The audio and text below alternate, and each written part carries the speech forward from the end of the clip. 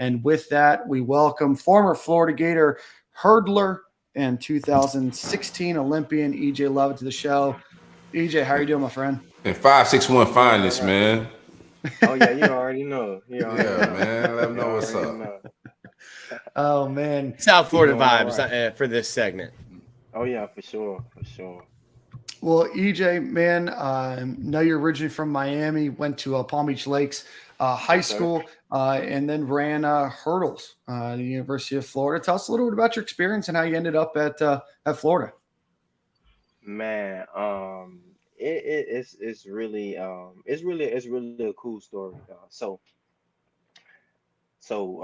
track was never a sport that I wanted to do. I started off playing baseball. My dad played baseball. He was a major league baseball player. Played catcher for the Saint Saint. I mean, no. What was the minor league team? Savannah Cardinals. I'm sorry. Savannah Cardinals got acquired by St. Louis 91, 92. Around the time I was born. So I grew up as a catcher, and so traditionally I just switched to playing quarterback football. But obviously I was fast. I had skills, and so my oldest sister, her dad is actually Aubrey Hill, Oh, receiver. Yeah. So Aubrey, yeah, Aubrey, I knew. I've known Aubrey my whole life. So and I mean, like my sister's only a year older than me, so I knew Aubrey my whole life. But at the time, Aubrey was at University of Miami. Obviously, me being a Miami boy, growing up in Kansas City, the U is where I wanted to go. You know, and there was a lot of guys that that were multi-talented that went through the University of Florida and eventually went on to go play football. So yeah, I was talking to Aubrey. It was around like later on, maybe like my tenth grade year, about like my 10th grade year. I was talking to him, and then he was just like, "Hey, I think you should run track here to get you faster." And I really wasn't feeling it, to be honest. I didn't like the training. The first time I ever tried track in my life, I was maybe about 6 years old, and like I was really skinny when I was smaller. So, they just had me like running laps, and I'm like, listen, like this running around 2, 3 laps. It's not for This me. Like, this for the birds, man. I'm not trying to do this. yeah, I just had yeah, that it wasn't. conversation with my son like an hour ago, man. Yeah, it Track just, sucks. yeah, it just wasn't for me. I mean, even now, training definitely hurts, even in shorter distances or and over hurdles. But so yeah, like so I got proposition with that. Obviously, I wanted to be better at football, so I decided to go do that. So the first time I ever tried track was 2 days, and I was about six. I quit. The second time I ever tried track, it was only a day. And like the high school coach, he was like, "Oh, y'all football players, y'all ain't in shape, blah blah blah." And I'm like, "Listen, man, I'm just be real with you. I ain't no track athlete. I'm a football player."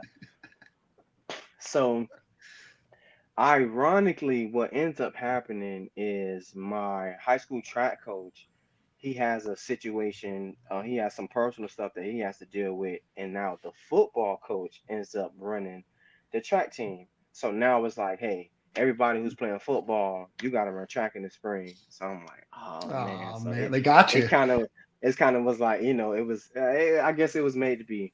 So I actually, I was just out there just BSing, just doing whatever, doing whatever we do.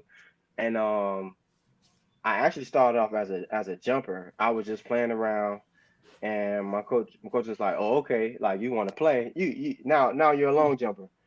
Now you're a long jumper, triple jumper." So I did that. Didn't really have any phases. I just ran and jumped. I was just being athletic.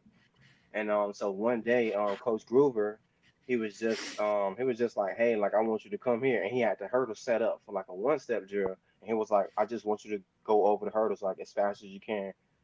And I'm like, how? Like, cause and I up until that point, I never seen a hurdle race. I don't even know what I don't know. I never seen a hurdle race. I never seen an Olympic race. I seen 100. I seen the 200. I just never seen a hurdle race. So I just You're didn't like, know I'm how to out. do I'm it. out here just to be fast and for football, and now you're putting stuff in front of me. And how am I supposed Right, to be right, fast? And you're putting all this stuff. right, It's a nice right. So finesse. right. And so like for me, it was something that I just I like to challenge myself. So pretty much I was just like, all right, bet. Like, we'll try it out. And like it wasn't bad, but I like kind of I fell. I actually like fell. And I was like, oh, okay. I was like, all right, I bet you I won't ever fall again. And like from there, it just kind of like it just we tried it more and more, and it was to the point where we was doing some practices, and then we ended up going to Cardinal Newman. So our coach was our football coach was Alonzo Jefferson. He actually was a graduate from Cardinal Newman High School, went on to play at Notre Dame, and that was our football coach at the time. Um, and like just I just kind of like fell in love with it. It was like a way to challenge myself. I was already faster than most people on the track team, even though I didn't run track. But like the hurdles, it was a challenge. I like to challenge myself, and so I honestly, some practices, the hurdles would still be out there. So like after practice, I would just stay. Practice would be done at like 4. I would like stay till like 6 o'clock and just like run over them, like just hardtail and run over them. And from there, I got in contact with a track coach, Mark German, and he had like a summer league, and I ended up doing like AAU and USATF. We made it in the 4x1 to what in Des Moines at USATF. No, I'm sorry. We made it in a 4x1 at Des Moines and USATF and AAU Nationals. We ended up getting fourth AAU Nationals on the 4x1, and I think I was the first leg. Yeah, and from there I saw, and I didn't make it in the hurdles, obviously, because I was trash. I was not good at all. I didn't make it in the hurdles, but I saw Wayne. I actually saw Wayne Davis. So Wayne Davis is maybe a year and a half, maybe two older than me. So he was in a different age group. I saw him run, and I'm just like, okay, like I feel like I could do that. Like I feel like I can do that. And then like from there I just kind of felt like track was just something like a challenge, and the biggest thing, the biggest reward, the biggest thing from track that I got was just the fact that me playing quarterback, all you had to rely on everybody being in the right place at the right time. It's a lot going on. I'm a left-handed quarterback. I don't throw the ball traditionally because I have a baseball background. Nobody cared about that. I was also fast, so nobody wanted to know if I could sit in the pocket. They just would make me run. We would do wildcat, all of that. Football is very, very systematic. So a lot of those things come into play. Um, Track was the first thing that I was able to do and get a direct reward from exactly what I did. Um, and I just kind of like stuck with it. Went to a meet, went to a relay meet. My mom was able to come. It was the first meet that she ever saw me run. I ran under 13, and I went Mm. back and told my coach. I was like, I ran like 13, like 89 or something like that. And I was like, I could run faster. I was like, I wasn't running full speed. I could run faster. And so yeah, like I just kept going. And now my junior year, I ended up winning state, but it was like Mm. 14 seconds. I ran like 14:01. But this is my senior year, after my football injury my senior year, I broke my right humerus going out for a catch. Quarterback threw the ball short. I split the safeties. He threw it short. I had to come back down. Safety killed me pretty much. Um, yeah, so just had to put everything on track and just really just stayed focused on it, was doing everything that I could. And yeah, from that meet, yeah, I told my coach, I'm like, man, I can run faster. Like I don't and even like with the hurdles, with the cut step in between, I just pretend like I'm route running. That's all I do. So the Mm. same way a football player drops their hips and they like that, Mhm. I think of that in my head with my cut stuff. So it kind of just like transition. It was an easy transition for me. Do you Well, like not an easy. do you like track and field more than the team sports? Well, I mean, team sports always it has its elements. It's a different field being on the football field. Just offense or defense is a different vibe. It's different camaraderie. A lot more accountability, a lot more of just kind of reckless abandonment. Sometimes you just go out and you just try to make a play, and it happens. It's a lot more chance that goes into football. I think a lot, but I can't really compare the two. Football Mhm. is very different. It's very different, and I can yell and scream and hit people. in Do you, football. do You you can't really. prefer do you prefer one over the other? I would prefer running into somebody. I'm not gonna lie. I feel But I that. mean, football also pays good, and that's a funny part because it's amazing because when you see track athletes and how sometimes it's kind of persuade like you don't really see too much of guys like yelling and screaming, and it's not really looked at too well. But like that's really me. Like I like to be hyped. Like I like to get after it. Like I'm a warrior. Like I'm going over hurdles and it looks graceful, but I'm out there digging. It's just different. So I It's mean, I'm crazy able to you go bring. from like not liking track to being that passionate about it, right? Yeah, yeah, not definitely. But like I said, just the fact that I was able to put in work, put in like serious work and see the benefits, like it literally right away, right away. The Hmm. very week, the very week I decided that I was gonna stick to track, I started getting better. you know, and literally every I got better in every event. 300 hurdles, I went from running like 41 seconds. I ended up running 37.3. Triple jump, I never did any form or nothing like that. I jumped like 46 off of just some Mm. tap tap tap. You know, 46 2.5 off of just some three taps. Just hauling tail and three taps. So and it was just we had the 4x4. It was a lot of the track was just I was able to put in work, like Yeah. not saying, and football is a different ground with football. You go through 2 a days, you go through the weight training, you go through all that, battling to get the starting jobs. And I mean, for me, I pretty much did everything. I did the quarterback, receiver, safety, kick return, punt return. Like I was just fast. I was just fast. So um, but yeah, I love track just because the work that you put in, you get it right back. Football Hmm. is a lot of. Not saying you don't get it from football, but it's a lot more moving parts for that to happen. Hmm. So Well, it seemed like so it all my really started to my click teammate for had you. that. It seemed like it all really started to click for you once you started to put in that work. You break a 20-year, 110-meter hurdle record, state record, your Right. senior year. Um, Mm-hmm. and then you enroll, at the University of Florida. You're still running Yeah. track. Saw that you were in the Pan Am Junior Championships and you won first there. But what was the transition like for you as this guy just with a couple years under his belt of real track coaching, and you enroll at the University of Florida under probably widely considered one of the best track and field coaches of all time, and Coach Mike Oh Holloway. yeah, But what for was that sure. transition like for you once you went from high school to college? Well, I mean, to be honest, it was hard, especially at Hmm. first.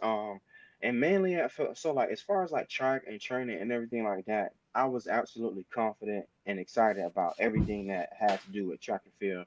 I had a few conversations with Mouse before I got to Florida. He came to my home, he talked to my mom. We didn't really talk about track that much. But we definitely talked about being great at Florida, and so that was just cool. I'm with it. I saw the guys there. Some guys I seen a few years older, before me. And I played football too. So some guys that I was close with in high school, and even like just through playing football and running track, I competed with. But it was actually tough at first. I got that summer B, you know, and I'm in the dorm with all the football guys, all the guys that I played football with, guys like Chris Dunkley, um, Matt Elam. Me and Matt Elam were teammates at Palm Beach Lakes, and then he transferred to Dwyer. Um, Robert Clark. Yeah, there's a few guys. What is another? It's another Christian, tight end. Christian, Christian. There we go. Yeah, Christian. Yeah. Gerald So like I Christian. play Gerald Christian. Yeah. So I played football with them guys. Cody Riggs. I competed against him in track and field. He was a Hmm. football player. It was really tough, man. It was really tough just because I felt like I'm like, well, I don't think these guys are more talented than me. I know that they had, they had better football teams. I'm gonna just be real. Like Palm Beach Lakes, before I came, we had a few good years, but when I was there, like it was just a lot of changes, a lot of just different things happening. Um, I don't think we ever had an identity. I think that's one of the main reasons why Matt Elam transferred to Dwyer. Like he just had to go somewhere where he could be put use like effectively and be seen. It just wasn't happening at Lakes. But yeah, it was just tough, man. Because the whole time I'm like, I could still play football. Like, I always felt that way. I mean, even to this day, like I don't think it's a hard transition just because I know how to do it, and I'm I keep myself fit at all times. I'm not just track fit. Track is what I do, but I'm not just track fit. Like I control my weight room program, and I put my body through what it needs to be put through to be ready. So, it is what it is. I think, and we have conversations with guys. I actually had a conversation with um Mr. Cheetah, because he fronting about racing. He's not going to race anybody. He's never going to race. It's just Mr. hype. Cheetah, But who? yeah, Mr. so Cheetah, elaborate for the yeah, fans that may not know Ty, who Ty, Mr. Cheetah. Tyreek Hill. He's a hype man. He's fast. He was fast 10 years ago, but I think he's a hype man. Hmm. I think I think he understands that even someone like me, he can't even beat the fastest hurdlers in the world on the Mm. flat. So I don't, 10 years ago maybe. Now I understand how you train.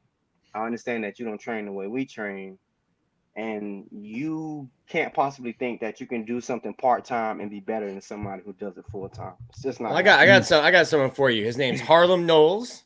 He's happening. not in your Okay. he's not in your age group. He's not in your age group yet, but Corey has been training. They've been in sand pits. For sure, Yeah, So for he sure, yeah, man. yeah. He ain't ready yet, man. He just, he a pup, man. Not yet. He Oh man. he pressing the so gas full throttle out the 400, man. He ain't ready yet, bro. so when Oh yeah, yeah, yeah. He got he, he got a race plan. Yeah, Corey he gotta goes. get it Corey goes. He together. thinks he's Michael Johnson, just running Yeah, out I there, know. running out of the blocks in the Hey, he came 400. out. Well, I was like, well, I don't know. I might got something. And then, Right. and then the last 100 meter Hey, came, man. He hey, still finished you can't third. He coach did all right. passion though. Okay, no, you definitely can't coach passion. I think that was like, and that was the biggest thing for me. Like, I'm gonna just be real. My first few races, I was getting dusted, but something just told me like I'm better than these guys. Like, I Right. think I'm better. You know, um, It's more than just running. Speaking on like the nuances of track, like the hmm strategizing of the different races and um yeah. You're asking me to speak yeah, yeah, on, yeah, yeah. Like speaking on like the yeah, well, strategizing, the mental side of track. yeah, well, I mean, track and field is more mental than physical. We're athletic specimens. We're at the top of our game. I really, for me, just a side note, I really don't like. I really think it's disrespectful to see someone do something in one area and see them do something else, and say, well, this person has this skill set and this person has this skill set, and there's no way that this person can have this. No, track and field is more mental than physical. We're professionals. So we put our body through a lot. We do things that the average person just can't do on an average day. That's just what it is. And so, but when it comes to the mental part of it, you got to think everybody is as athletic. You have a few outliers, but it's literally, you literally have to take something that is very explosive, aggressive, and like in a relentless motion, and you have to do it with precision. That takes you to you have to slow it down. Like, you have to slow it down. And some of my fastest races, it was slow in my head. Mm, You know what I'm saying? Like, even when we train mechanics, all this that you're not winning races like that. Control. You see Bolt, you see these guys at the top of their game. And so, like, and it's ways to do that. It's ways to do that mentally. And then also you can go back in and, what I'm saying, critique your body and work on certain things, mobility and things like that, range of motion, to work on, moving efficiently and things like that. But it has to be connected here. So even when you do reps, the reps have to be precise. It's not always about what's on the clock. It's right. about how you do it. So, like, for me, I start off my hurdle season. Of course, I'm not running over hurdles hauling tail. I'm not doing that starting off. I'm doing drills. I'm doing longer drills. I'm doing drills where I'm fatigued, and I'm focusing on my posture. I'm focusing on where my hands and arms and everything is at. So, like, it needs hand-eye coordination. You know what I'm saying? Like, you need good hips. And now for the 100, you need something a little bit different. before my event, you need a lot of things. You need balance, you need hand-eye coordination, you need great timing, you need to be able to control your breathing. Like it's not just, you need crazy mobility and you need crazy core control.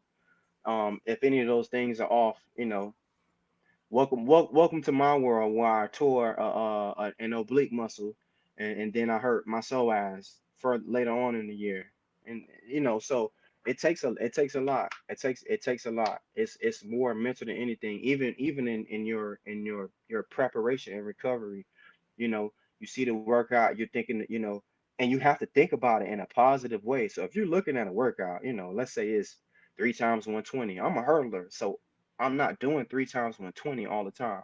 I'm doing more hurdles, and especially when we get outside. But I could kill me at 3 times 120, but I gotta when I see it on the paper, okay, now we gotta get back into sprint mode. Like so it's a not saying it's a different aggression, but like obviously I'm using my energy in a different way.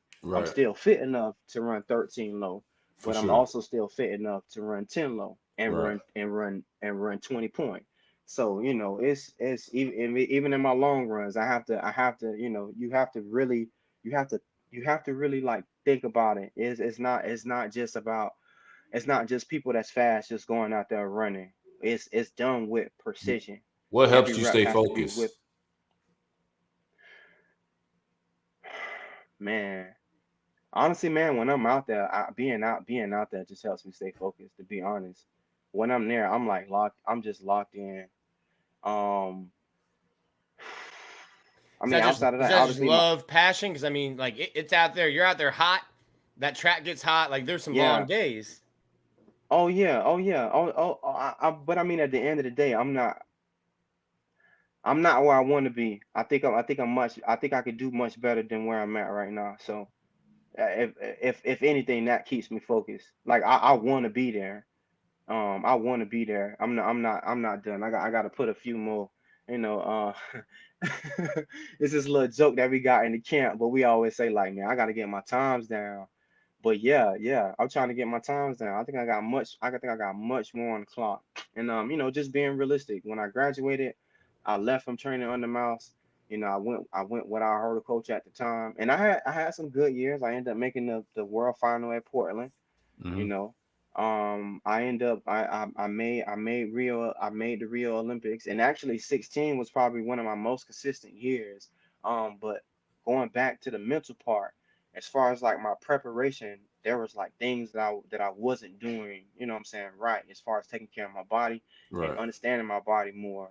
Just being real, I ran 750, I ran 13, and I was on those 4x1s. I'm gonna just be honest with y'all, man. I was just running. It would be times where Mouse would try to talk to me about technique and things like that, but it always got to the point where I just would just say F it and just run. Like that was just my mechanism. Now, me as a professional, that's not gonna work. Yes, the passion. You need that same passion, you need that same aggression, you need that same relentlessness. You need that serenity between being, all out, but also being in your zone. You need that. You need that. But like the preparation is much more detailed. Talking about the preparation, because as a professional, you're training more. I mean, practice is going to be more intense, and those reps are going to have to count. It's not like college where you can like race yourself into shape.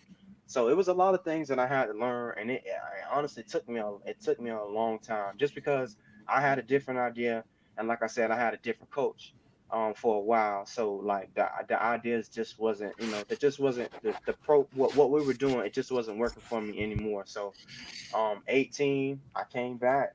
I had a few more years, made a semifinal in 17, and I think 18 semifinals of what, London, and then ran a few regional meets, got bronze at NatCat, things like that. I was I had a lot of promising moments, but like the preparation was a bit off. And since being back with Mouse, like I'm figuring that out. Like Hmm. I'm a much better hurdler, I'm a much better sprinter, but it took more mental strength than physical strength.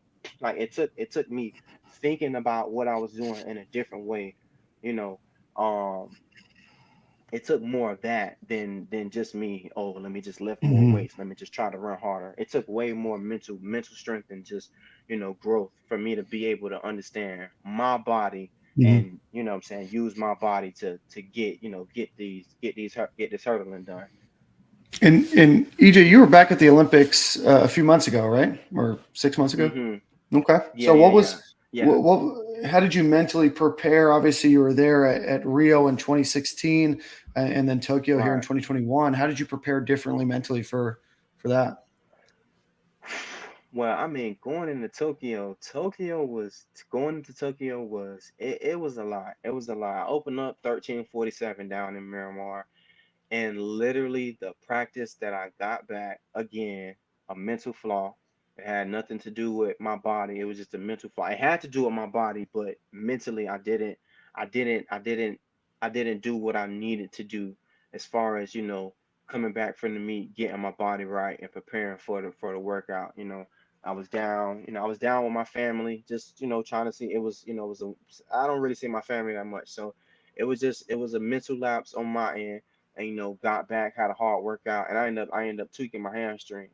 And so that was literally like literally the Monday after Miramar, after my opener. And since then, I was doing my best to just get back healthy. And then I started going into like just now I just started like going into like fixing my body. So like I was working on my hip mobility, I was working on my thoracic mobility, my back mobility, how my arms move, things like that. I was working on a lot of different things, and that actually it got me to be able to be healthy enough to get back hurdling. So I was doing I was doing long work, but I just wasn't able to sprint all out or hurdle. And so I actually got 2.5 weeks of training hurdling.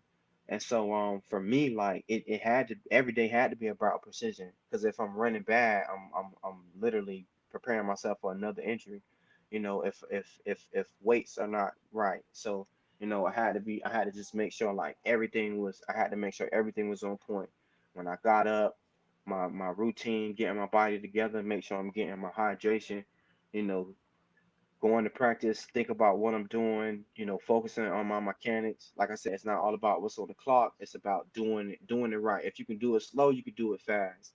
If you could do it when you're tired, you could do it anytime.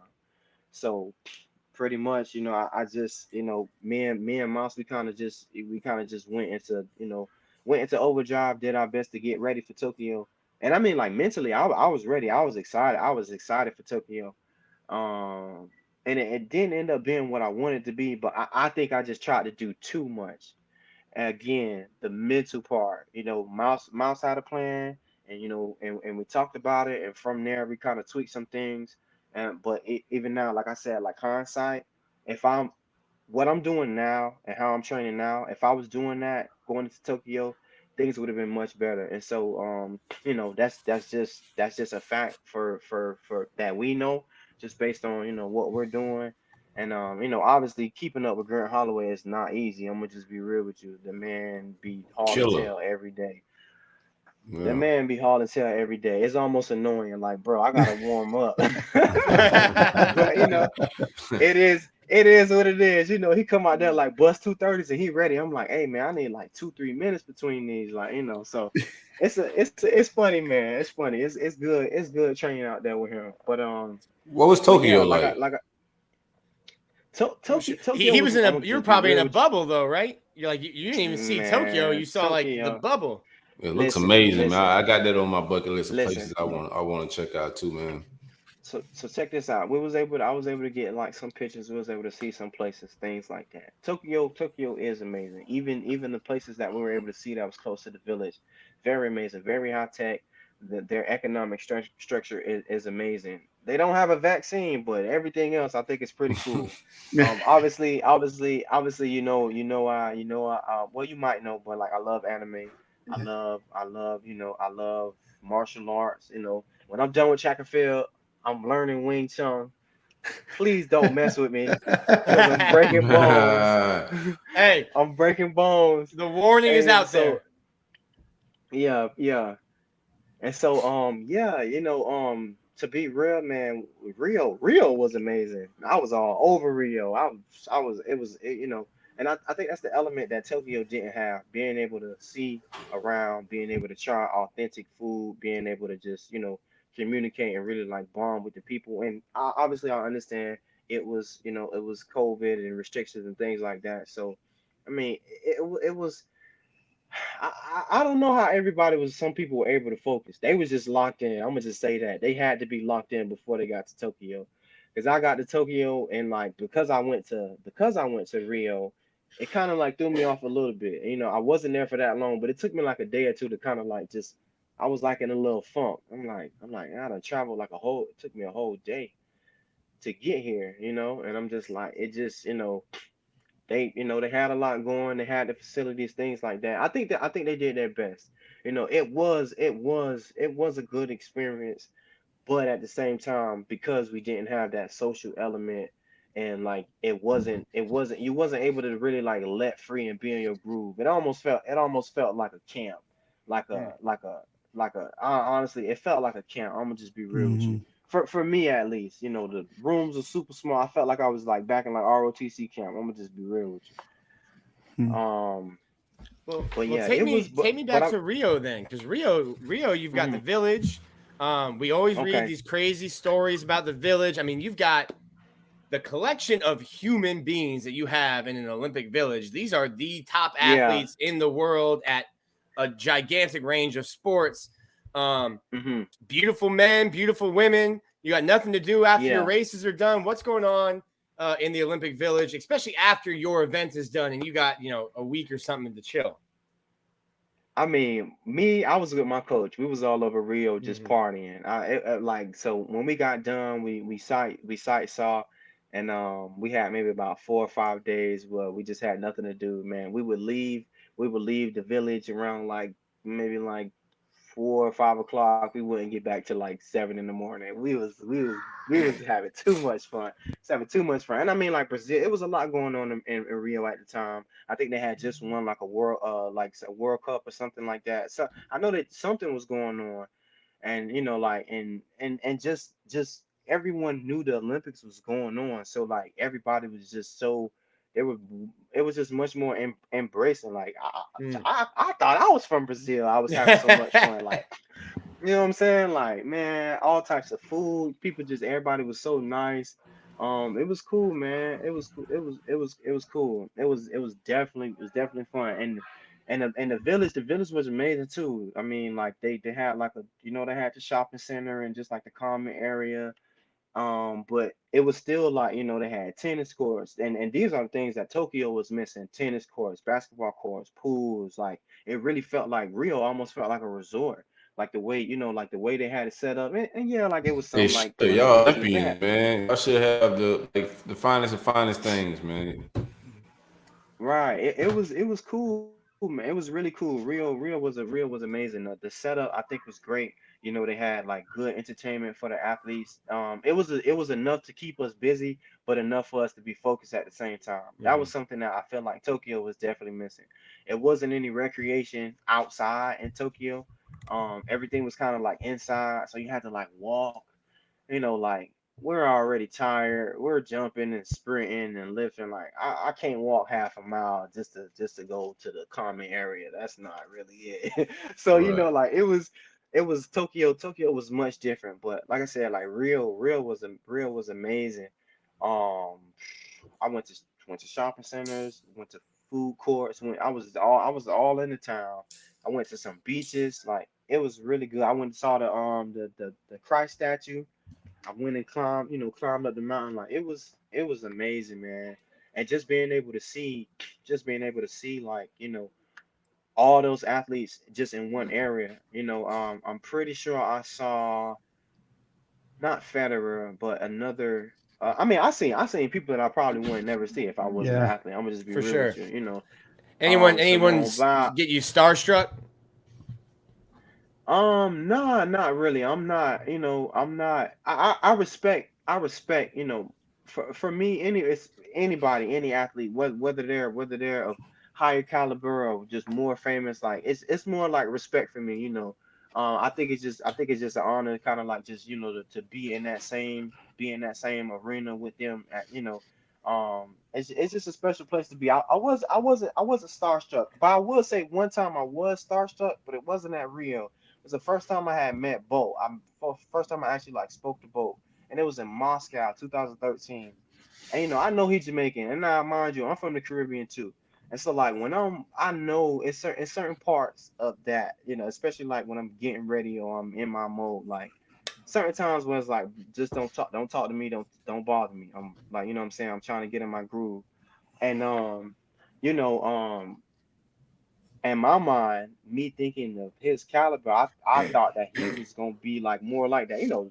Some people could be like, when they in their mode, they could be really like, gritty. But yeah, like the first time I met him, I'm just like checking him out, and I said what's up, he said what's up to me, and yeah, like just watching the practice, watching how he move. I'm like, this dude really like just chill. He's just a regular dude. You know what I'm saying? Like he's bold, but like he's down to earth. His head ain't in the clouds, and that was really cool to see. It was cool to see because it was much different than what I thought. I was much different than what I thought. Being of his caliber, and, me, and with me, I'm gonna just be real. With me training and living in the U.S., it's certain athletes that I went to school with, and and they up there now, and sometimes they act, that's another story. But track and field could be like that sometimes. People they get to a point where they just feel like they untouchable, but I ain't really like that.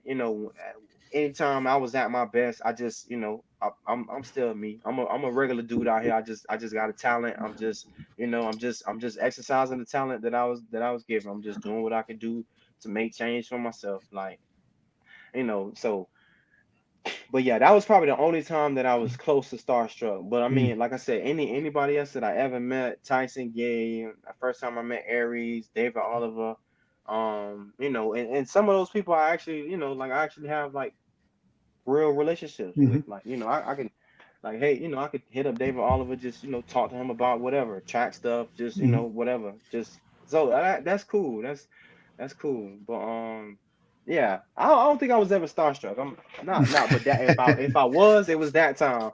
Yeah. I definitely thought it was going to be different. See, I've been Definitely walking thought. by. I would have been walking by like, is that Michael Phelps? That's Michael Phelps. Yeah. I would. I think Rio was his No, last it his was. last Olympics too. Mhm. Yeah, it was cool to see. Yeah, I saw Phelps. I saw Biles. I saw what's the other girl with Gabby? Um, Douglas. yeah, man, I saw Gabby Douglas. Yeah, I saw a lot of people, and everybody was cool. Everybody was really, everybody was. You could tell everybody was happy to be there. Tokyo wasn't so much. It was just a Yeah. lot going on. Yeah. Couldn't really be around you. I couldn't. I couldn't really be around my friends. Former Gators that compete for other countries. Other sports. Mhm. Just people I like I was in my room the whole time. It was just weird. It was weird for me Mm. because Mm. I was so excited. I was happy to be there. I was like I said, coming back from that injury and just Mhm. being in shape enough to be able to get over some sticks. Like, I was happy. I was happy to be there, but like the experience, it wasn't anything close to the experience socially that I had with Rio. And you Yeah. know what I'm saying? That matters. It matters because you're at a point where like you've been training all year. This is probably for most people, it's the last meet of the season. Most people so I'm gonna just be real. Most people are happy to be there, but Mhm. people like me, like I want to go there and I want to be able to do something. So it's a lot of mental pressure, and mental pressure turns into to body pressure. Mhm. So Mhm. it's a fine balance that you gotta find, and some people are in some people, just being real, some people that went into Tokyo already locked in. They knew what they had to do. They were on a mission. Mm. For me, it was a little bit different. I was finding my groove, but it just ain't happened for me with the timing. But Yeah. yeah, amazing feats by a lot of different people. Um, and hats off to them, because just for me, it was very uncomfortable. I mean, I couldn't even sleep. I mean, like I'm not big, but I'm very long. I have wide shoulders, like I got long arms. The beds was like smaller than a twin bed. Like, dude, Mhm. like sometimes I literally a few nights I slept on the floor, man, because the bed was just Jeez. too small. Like I was sleeping like a mummy, man. Like the bed, like I literally had to sleep like this. Because if I put my arms down, like one arm would be on the wall and then the other arm would be like on the off the bed. It just wasn't it for me. Yeah. It wasn't it for me. Some people was able to do it, and like I said, hats off to them. Like they was locked in. Kudos, because man. Sounds tough. You EJ, have, go ahead, you Nick. have Paris in your crosshairs? Oh yeah. We going to Paris. No, we going to Paris. We going to Paris. We making Paris happen for sure. I love it. For sure. Well, You sure? Yeah. he's pretty sure. Eddie seems to be on the Yeah, I'm fence about the super next sure. Olympic Games. We'll see if he Yeah. can do it or You'll not. have to break the news if you Nah. want to go next Hey, Olympics. nah, I'm just staying humble. I'm super ready. We preparing for Paris right now. I know we got Eugene and everything else, but we getting ready for Paris right now. It takes a while to it takes for something that's important, something that you want to do. It's gonna take some gritting. So where I want to be at, if I get it this year, hey, we're gonna keep going. But it might take till after Paris. So we'll see how it goes. But I'm definitely at Paris for sure. Shameless. I'm just being humble. I don't want to be arrogant, but hey. No. There's Do a your difference thing, man. between cocky and confident. Yeah, sometimes you gotta talk that talk, Yeah. EJ. But Yeah. real quick, shameless. Ask for a follow back. Follow me back, man. I'm keeping in touch with you. I like what you got going on, man. No shame. No No shame. shame, No no shame at all. shame at all. No shame I at all. got one non-track question. What was your go-to when you were in Gainesville? What were the spots? Off season, you got some time to yourself. I don't think he went to balls and No, he didn't. No, he didn't go. He didn't go to balls, Dan. I'm sure he did. I don't think he went to your spot either, Nicholas. I got many I'm spots. trying to figure out what. Like spots you mean like to eat or just to hang out or whatever? Eat, party, Just hang, to go out at what night. you were doing? You got a night out. You're not training the next day. You got a night out to go enjoy the town. Man, we used to kill Cantina when we was in Ooh, school. rest in peace. That was that era. Yeah. That was that era. Oh, Cantina. snap. And then, so check this out. You know, I pledged Phi Beta Sigma too. So like, Okay. man, I don't know how I was able to do some of the stuff I did, boy. Mouse used to be cussing me out, boy. I used to be gone. But you know, like it was college, man. I had fun. You know, I was able to do some great things, for myself, with the team. I had a great time, but yeah, Cantina. I'm not really like a going out guy. Like for me, I'm more like, at the crib, chill back, house party, stuff like that. Like when I joined the frat, like I did more of that. But when I was just, a track athlete, Cantina used to be the spot. Man, Trying to pour figure one out, out it was for another Canteen. place. Missed that. Yeah, man, it ain't even there no more. That just hurt No. my heart. Oh. Yeah, me, everybody, my track teammates, even like my bros, we talk about that all the time. That used to be, man, it used to be movies at Cantina. Listen, And may rest in the most peace, Cantina man. used to be, man, yeah. Cantina was a spot. I remember 2000 what national championship? I think it was our second back to back. And then it was at Texas A&M. And we took a red eye. Back to Gainesville. We left that flight and went straight to Cantina and we partied. Right on the way home from the airport. Sir. So tired. Just drop us off here, boys. Bro, we was tired. The bus is on University. You're like, yo, you Yeah. can stop here. They're like, you don't want us Stop to right pull here. around to the track. You're like, nope, you can stop right here. Leave our bags on the Listen, bus. We're going straight. We're gonna take this Cantina. trophy with us, though. Yeah. Nah, some of us left our bags at the track, right in the Yeah. locker room. Took it like some of us were still on campus and stuff, but yeah, like it was man, that was Cantina, a lot of different nights, Cantina, fun nights, yeah. Cantina Rest in was- peace, Cantina, man. Rest in peace. Oh, One of my man, favorite some bars great in memories. Gainesville. Man, I went in there and spent like $120 that would have cost me probably like a couple grand down in South Florida. Man, I felt like the king of the world. College town drinks. Listen, Bro. Oh man, My friends come up Cantina from with South this Florida. love. Friends come up from South Florida and they order like 5-6 shots, and then they hear the price. They're like, "What?" Can I get like 5, 6 more? Let's Yeah, run run that back. Yeah, run that Run that back. back bro. a few times. Right. Oh, Yeah. man. Well, it was another spot. I think it was another spot upset. What's it called? Grog? Was Yeah, that a Grog spot? House. Yeah. Is that yeah. Woo! Still Grog? there. Yeah. Okay, I had some nights in Grog. Grog, man, the floor used to be shaking. I used to thought I Oh, could yeah, fall through the yeah. floor. Used to be sticky and shaky. The only thing that was keeping that What? floor together. Sticky. Oh, man. The grace of God. Dog. The only thing keeping Well, I just Grog from falling down into balls is the grace of God and 30 years of spilled sugary drinks. That's That's it. holding those That's it. panels together. listen. Yeah, it's concrete. It's fossilized at this point. Cause ain't no way, man. We used to be in what? I used to be in there scared. I'm gonna be real. Like the first time I walked up in there, like I'm talking to my bros. I'm like, hey, bro, I'm trying to go. Like this jump might collapse. Like Go up that I narrow was, staircase. You're like, where are we going, boys? yeah, I wasn't feeling it. And you know, we pregame, so I was already like, you know, I'm like, hey, Mhm. bro, I'm already feeling it. The ground feel like it's about to bust. Like I can't do it, but I just got a few more shots and we was good after that. That's part of the Yeah. thrill of Grog. You don't know if That's it's going right. to be your last night. If you're That's right. actually going to cave down with the building.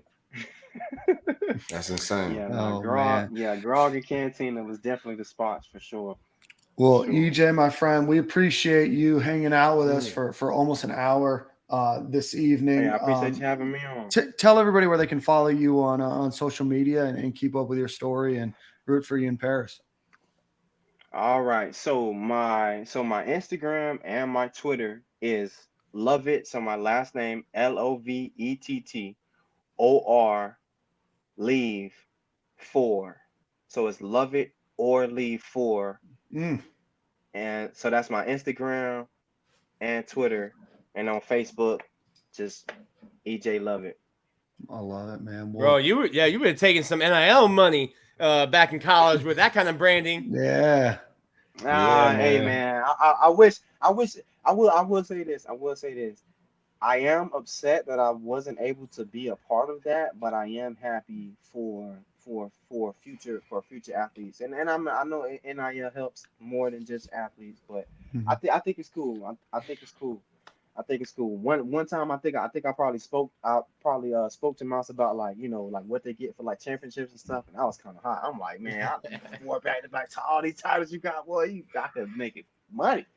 But yeah, I think it's cool, man. I think it's amazing. I think it's amazing. Because I mean, like for me, like one of the biggest things that helped me just get through college, you know, I was a student athlete, but like my athletic talent, I mean, even now I see it as a window of opportunity.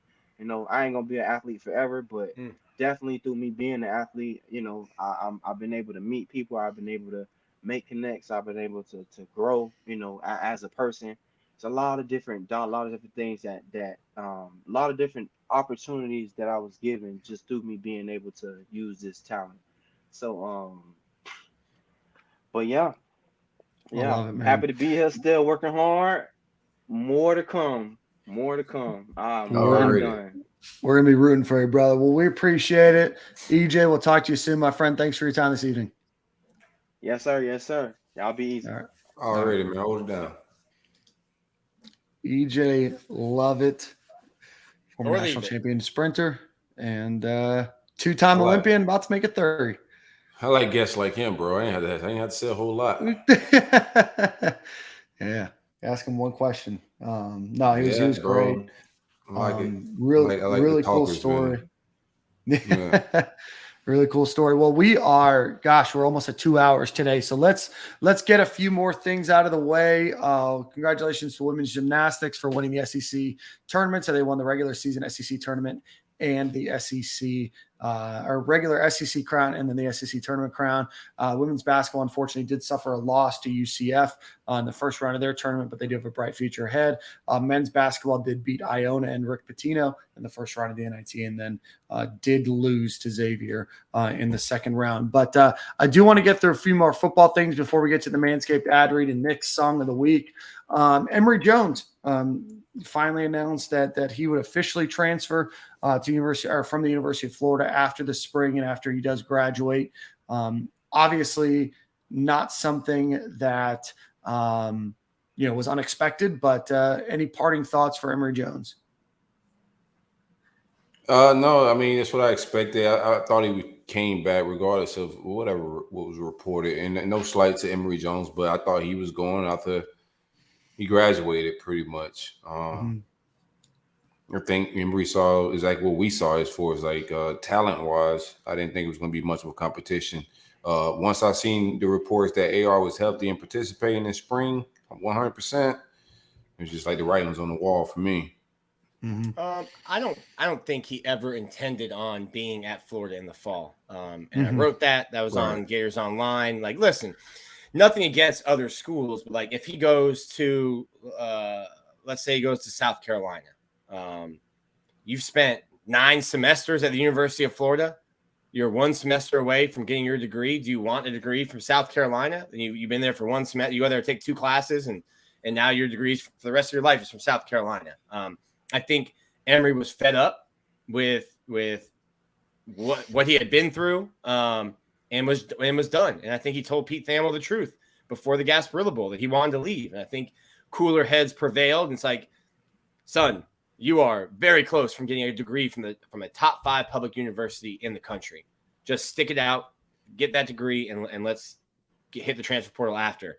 I think staying as long as he did ensures that those classes are paid for, and good for him. You're on scholarship, use that scholarship, get your degree. And I don't think there was ever really a chance that Emery Jones would have been on Billy Napier's roster in the fall. So great young man. He's been through a lot, heard a lot of crap. But he's always been good to us, and best of luck to him wherever he ends up. Yeah, no doubt. I mean, right out the bat, he was taking the second team snaps, right? They kind of, the way they run practice, you're kind of, obviously we're kicked out of there before 11-on-11 starts. But he yeah, saw something, Nicholas. I don't think he just woke up and just like, yeah, this just ain't it. Today is today. I'm just done. He saw something that practice was like, yeah, let me start wasting my time and study on school a little bit. I think that was the whole mindset. I think he stayed long enough to ensure that those classes were paid for, and the degree was going to be, the degree was going to be secured. I don't think it was in his mind, oh, I'm second string already. I think his mind was already made up before snaps were even took. Yeah, I just don't know why he would go out. And it's not, I mean, if I do have a criticism, which is not a big criticism, but I don't know why he would say he was like buying in, and like that's the only thing that threw me off, and then turn right back around. To even say like with Napier bringing him back, I just think I didn't get that whole part of it. Outside of that, I mean, that's just what we all kind of expected. Yep. So not unexpected. Certainly, we will see over the next couple of days and couple of weeks where he may transfer to. I know there's some Power 5 schools that have followed him on Twitter, and I would imagine that we'll start to see some. Who followed him? Then Arizona State was one of. I just saw somebody else post another some schools that had followed him. So it'll be interesting to see where he does end up. Maybe a fresh outlook, fresh opportunity, and maybe a change of scenery will be good for him. So certainly wish him the best of luck on his next location. Want to get through spring practice real quick. We can get into a little bit of recruiting too, but we can kind of save that for the next show. But Nick, break us down a little bit of practice from what you've seen in the 3 or so practices you've been to.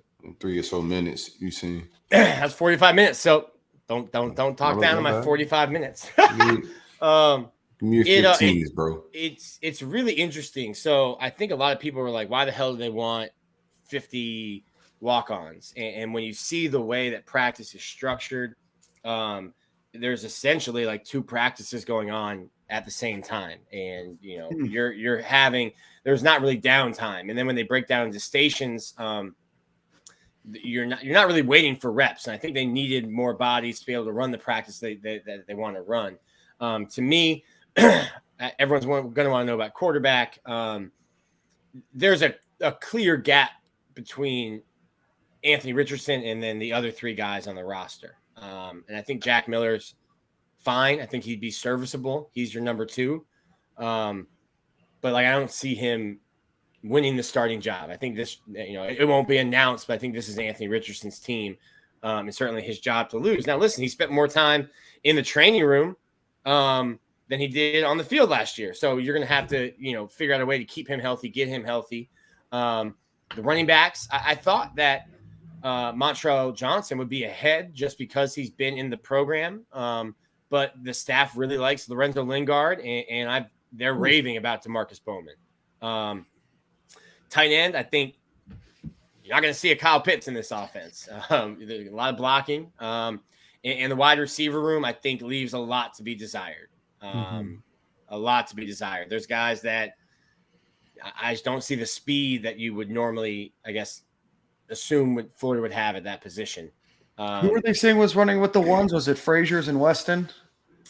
It's the one time we've been to one practice with the pads, and we got in during one period where there was 11 on 11, and I don't know if it's a package or not. So I think another website talked about a depth chart. I wasn't comfortable from what we've seen and what I've heard from people to put out a depth chart yet. We'll have one soon, but 3 practices and the first 2 were without pads, so we weren't seeing 11 on 11. So I'll shy away from going with a depth chart. I think it's a little premature to put it out right now. Cool. Well, we'll wait for that next week.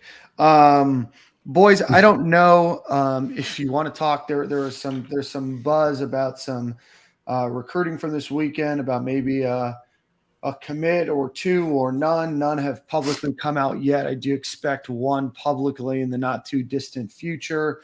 There was another one. Emojis were sent, and that's about all we have so far. I got trust issues. Yeah, you got who's got trust issues? I do, like especially with emojis. Emojis don't do it for me no more. Like, I need results, but there's some smoke about. I don't think I think the crystal balls be killing vibes to the prediction stuff, man. Like, and I don't want to get into like bickering about like nonsense, right? But I do think that kills the vibe sometimes. AJ Harris came out and tweeted something about a crystal ball today, but it was a lot of vibes around him. Some crystal balls went in, or some predictions on all the different on 3 rivals, 247. All the predictions was going up about him, and then nothing happened. Yeah, I think it's tough, right? People pay for access and information, and they want to get it. Certainly it's a crystal ball and not anything set in stone. I do. It don't stop everybody else, so I don't care. Right. No. But I was just going to say, I do agree with you that I think it ruins moments. When there's an opportunity for somebody, especially a kid, and I'm not going to use any particular names, but, when you're expecting to potentially get a commitment, from a big name kind of out of the blue or out of nowhere, you've kind of ruined that, or now it becomes an expectation, or, if there's a couple crystal balls that come in and then it doesn't happen right away, there's disappointment. And then there's, there's tweets that fly, there's things that are said that, probably in no way relate to their ability to close or to get a particular person, but you put that out, a moment gets ruined. And, for a lot of these kids, they commit once and this is their only opportunity to do so. So I understand the business side of it, but I do wish that we could be a little bit more, cautious, I guess, about some of the crystal balls that are out there for sure. Especially if something might happen, soon. Man, I mean, I think the writers could do their thing, in my opinion. Like that ain't their job. Yeah. They got the information either from the kid or somebody close to the program.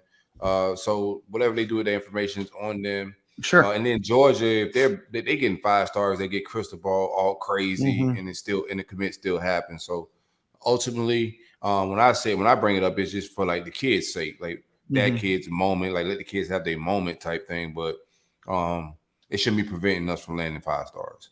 No, I agree. Nick? I think there's, and I don't really know because I don't cover recruiting. I don't know if there's pressure to get those predictions in with our site or with 247, because I think obviously the crystal ball started with 247, and we've got the RPM at on 3. I don't know if there's pressure to do that, or if writers are taking that into in and of themselves. But the game has changed with social media. Like it used to be a writer that covered recruiting would get in good with a family or a coach and they would break a commitment. And now with social media, that's just not the case anymore. And it's taken some time, but like right now, I've always had the standpoint of I haven't put that time in. I haven't worked to get this offer. It's not my moment. If I know before the kid announces, and a lot of these guys will have a relationship with a writer and they'll give them the quotes and like, hey, I committed to Florida and here's my quote. So your story can be ready. And then it's your as a professional to respect that, let the kid have his moment. And then follow your story after they tweet it out or they put it on Instagram or whatever they choose to do. Yeah. So I agree with Corey's sentiment, both sides. It shouldn't prevent anything. It should, it certainly shouldn't prevent, kids from committing. And I hope that doesn't get in the way of doing so. I guess some discretion. No, I think we good here. I think we all right, man. Yeah. And I'm just not finna go crazy until I get a commitment. You know what I'm saying? Like the silent commits don't do nothing for me or the emojis. When the commit actually goes down, then now, you know what I'm saying? I got some videos and some trolls to let fly. But until then, Silk's just wait in the wings. I wait until the grassy knoll. I wait until the sitting in the grassy knolls. Look at that. There's your NLI in the grassy knolls. Yeah, I like that pun. That's why I get paid the big bucks. I may use grassy knolls again in the Manscaped ad read. There you go. Well, why don't you take us into the Manscaped ad read then? Shout out to the grassy knolls. I was grassy. I ain't grassy no more. Ran the lawnmower and the edger and the weed eater. All those great products from the great folks at manscaped.com. The best of the best when it comes to man grooming. Be sure to use coupon code 20SG at checkout for 25% off and free shipping. 20% off, but yeah, 20%, 25% off if you made it that far. Dan will cover the other 5. Yeah, just send us the bill. And be sure to use ball deodorant. It's about to get cold again. What the hell's going on with the temperature? I don't know. It's gonna rain on Thursday here. There's a cold front coming through. It was chilly this morning. It was like 51 degrees when I left. Yeah, I'm about to put my ball deodorant back up. I was about to put it out, but you put it in the cabinet for one more weekend. One more week. Nick can't hear anything. Nick can't hear anything. Nick's having all sorts of technical issues today. With that, then Nick just left. So Nick's song of the week, I guess can by go to default. Me. Yeah, by default. Yeah, I guess. What do you think Nick would have played? I feel Nick. Think he like country this week? That's the thing about Nick is he doesn't follow a particular path. Yeah. Me and you have kind of figured out a little bit. Yeah, everybody kind of knows who we are. Well then I'll go. Nick, can you hear us now? Yeah, I'm back. Okay, perfect. We were just trying to telegraph what song you might pick. So since you're song of the week, Nick, take us out. We couldn't quite do it. We're not sure if it's country or it's hip hop. Yeah, like a drive-by song. Yeah, it was a wedding song, but like you could do like drive-bys to it, so that was wild. I'm going out of pocket here. But it's Wyatt Langford's walk-up song, which turned me on to a group called Molly Hatchet. Okay. So everybody getting turned on today. So it's the song's called Flirting with Disaster by Molly Hatchet. It is a rock song from 1978. I'll be honest with you, man. I am pumped to hear this song for the first time. I'm just over the moon to hear this song. The cover art is wild. That's actually kind of fly. The cover art is wild. Molly Hatchet. Man, the internet is not going to be happy. Chris Zen is going to be like, man, this is the pinnacle of music. No, so we had someone made I'm blanking on his name right now, but made a Spotify playlist. And as I'm listening to it, like in the car, I'm like, man, we did not think about how these songs would go in a playlist. Yeah. Yeah, no, it flows nuts, man. Yeah, and this song is not going to help with that either. No. We did not put any production value into the order of our songs, No. But well, boys, same corner, same time next week. Yeah, absolutely. Already. Well, we'll see you boys next week. Already.